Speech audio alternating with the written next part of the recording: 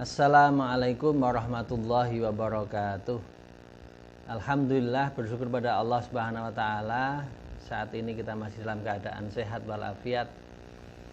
Masih di jihad kamu ngaji hadis keluarga muttaqin. Ada satu hadis lewat Abi Hurairah dari Abu Hurairah yang diriwayatkan oleh Imam Muslim. La yufriku mu'minun mu'minatan. Janganlah seorang mukmin laki-laki, konteksnya dalam konteks keluarga ya suami, itu membenci atau memarahi istrinya, mukminah, wanita mukmin.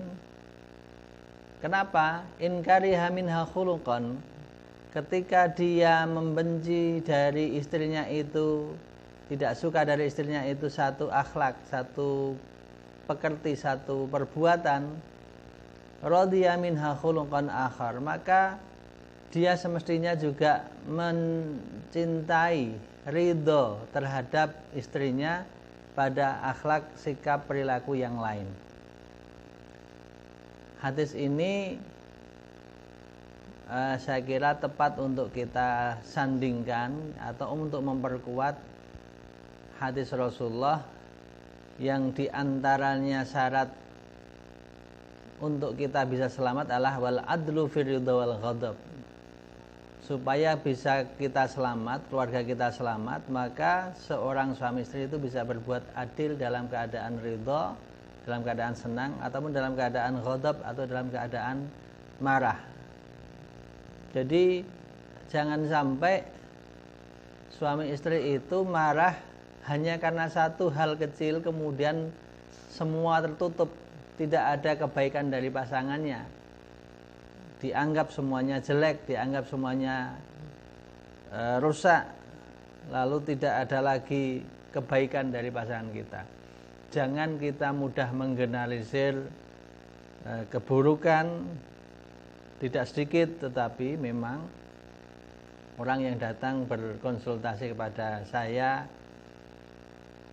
apa masalahnya, ternyata sebetulnya hanya dari masalah yang kecil, masalah yang sederhana, tapi kemudian seolah-olah semuanya sudah menjadi jelek, semuanya menjadi buruk, lalu pinginnya berakhir dengan perceraian. Padahal ketika dia mau kemudian membuka kebaikan-kebaikan pasangannya, tentu akan lebih baik pasangannya, lebih baik kebaikan yang ada pada pasangannya itu daripada keburukannya.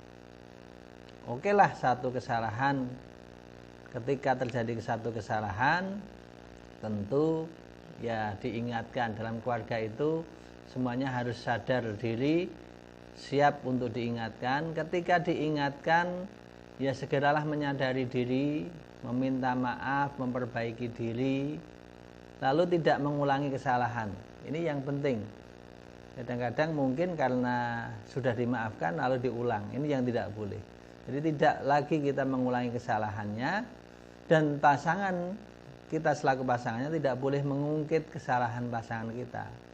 Kamu dulu begini, kowe mbiyen ngene, dan seterusnya. Itu sesuatu yang tidak boleh terjadi dalam keluarga, tidak boleh diucapkan dalam keluarga. Ketika kita ingin selamat keluarga kita, maka jangan selalu mengungkit masa lalu. Biarlah masa lalu itu berlalu. Kita akan menatap ke depan. Maka setelah itu kemudian lihatlah ke depan. Perbaiki diri, kemudian kita melakukan kebaikan-kebaikan, menutup keburukan, kejelekan yang pernah kita lakukan itu dengan kebaikan-kebaikan. Itu yang kiranya penting untuk dilakukan, bahwa di dalam keluarga, sekali lagi, jangan seorang laki-laki itu marah kepada seorang perempuan terhadap satu sifat kemudian dianggap semuanya jelek. Tapi lihatlah, pasti ada sifat baiknya, pasti ada kebaikan terhadap pasangan kita.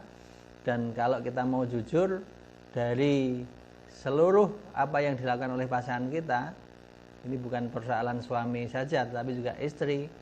Suami istri kalau mau jujur, tentu lihatlah kebaikan itu secara ideal, secara adil.